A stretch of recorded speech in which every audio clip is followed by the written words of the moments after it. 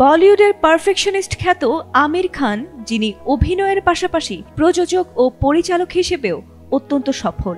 তার কণ্ঠে গুলাম সিনেমায় সবশেষ শোনা গিয়েছিল আতিকা খন্ডালা নামের এ গানটি। এরপর কেটে গেছে ২৭টি বসন্ত। তবে ভক্তদের আবারও গানে ফেরার সুখবর দিলেন আমির খান। গুলাম সিনেমায় তো বটেই, আতিকা খন্ডালা বলিউডেরও অন্যতম জনপ্রিয় গান। আমিরের গাওয়া প্রথম গান হিসেবে ব্যাপক জনপ্রিয়তা পেলেও আর কখনো প্লেব্যাকে পাওয়া যায়নি তাকে। অভিনেতা জানালেন ২৭ বছর পর আবারও নতুন গানে কণ্ঠ দিচ্ছেন তিনি।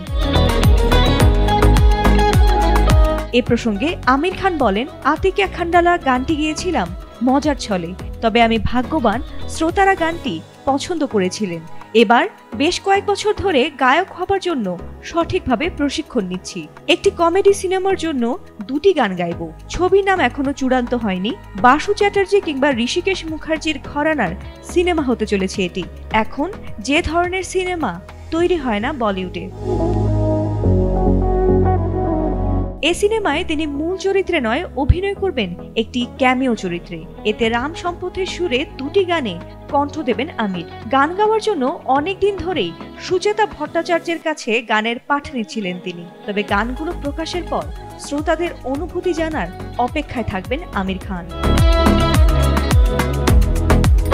ফাতিমা সুলতানা, এটিএন বাংলা।